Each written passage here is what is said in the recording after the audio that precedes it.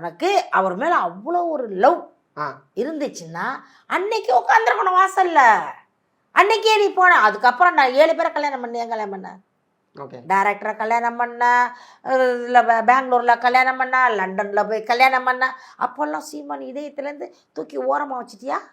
அப்புறம் அவங்கள ஒருத்தனை கல்யாணம் பண்ணி வாழ்ந்துட்டு அவனை அப்படியே டைவர்ஸ் பண்ணோன்னே திருப்பி தூக்கி சீமானத்துக்கு உள்ளே வச்சுக்கிறதா? என்ன தம்பி, லாஜிக் இல்லைல்ல.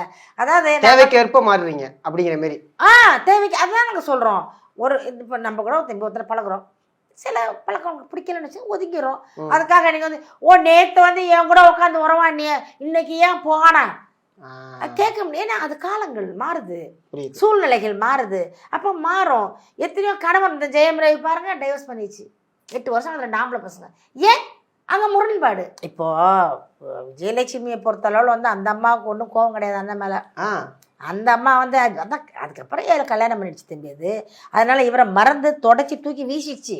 அள்ளியில் பறிச்சு அள்ளி எல்லாம் அழிச்சிருச்சு. கோவம் கிடையாது, ஒன்றும் கிடையாது.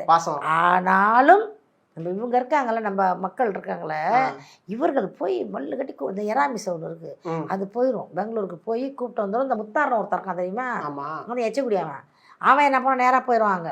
போய் கொஞ்சம் காசை கொடுத்துட்டு வா வந்து பேசு, வா வந்து பேசு, நான் உனக்கு 1 லட்சம் வாங்கி தரேன், 50,000 வாங்கி தரேன், நான் உங்கள் அக்கா வந்து நல்லா பார்த்துக்கிறேன்னு சொல்லிட்டு இதெல்லாம் சொல்லி கூப்பிட்டு வந்து சீமானை தூற்று.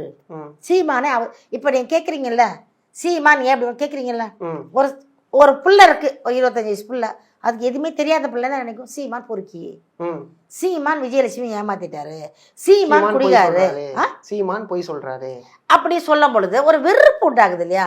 அதை வந்து ஊதி ஊதி பெருசாக்குறாங்க.